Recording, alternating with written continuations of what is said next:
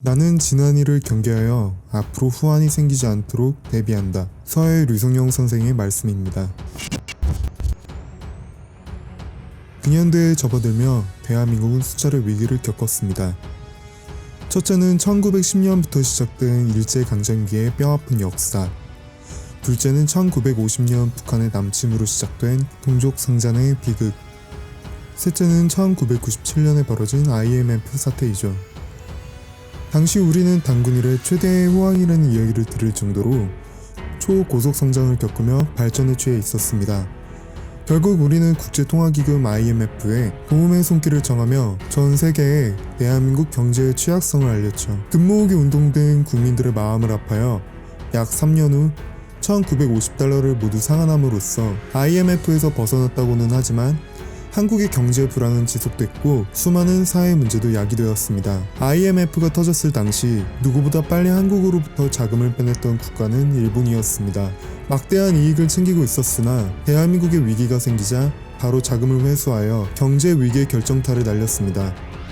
이후 한국은 외화 보유의 중요성을 깨닫고 다른 나라들과의 통화스와프를 적극적으로 체결하기 시작했습니다. 통화스와프란 당시 정한 환율을 기준으로 일정 금액을 상대국과 교환하기로 약속하는 계약입니다. 상대국이 원할 때 얼마든지 서로의 통화를 교환할 수 있으므로 1997년 발생한 외환위기 같은 사건에 대비할 수 있다는 장점이 있죠. 현재 대한민국이 통화스와프를 체결하고 있는 국가는 스위스, 캐나다 등이 있는데 캐나다는 규모도 무제한적이고 기한도 무제한적으로 체결할 정도로 현재 한국의 국제신용은 해외로부터 튼튼하다는 평가를 받고 있습니다. 그럼에도 불구하고 대한민국의 통화스와프 정책에는 취약점이 있었는데요.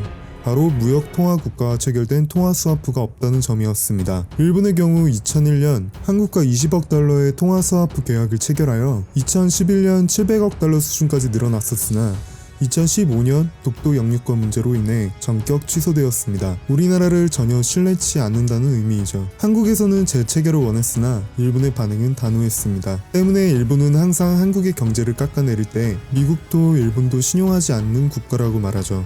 한편 현재 중국발 위기 속에서 한국은 전 세계에서 가장 대응을 잘하고 있는 국가 중 하나이지만 많은 외국인들이 주식과 원화를 매도하고 있어 최근 원 달러 환율은 1290원이라는 충격적인 수치까지 올라갔죠. 그렇기 때문에 수많은 한국인들은 제2의 IMF가 오는 것이 아니냐며 두려움에 떠는 나날을 보내고 있습니다. 그런데 지난 19일 미국의 연방준비제도 이사회 FRB에서 한국과 600억 달러 규모의 통화스와프를 체결했다고 말했습니다. 현재 모든 자산시장에서는 US 달러 is king, 즉 달러가 왕이다라며 달러를 가장 안전한 자산으로 판단하고 있는 가운데 미국의 이러한 결정은 한국에게 엄청난 호재입니다.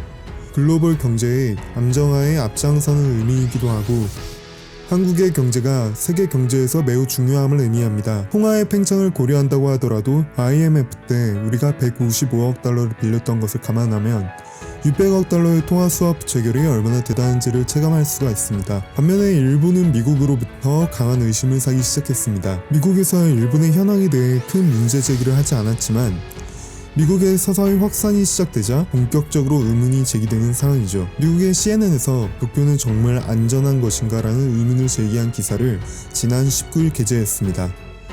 기사에서는 현재 아베 신조 일본 총리가 일본은 다른 나라보다 훨씬 조용한 상태라고 주장하고 있지만 실제로 그 이유는 일본이 다른 나라보다 훨씬 적게 검사를 하기 때문이라고 지적합니다.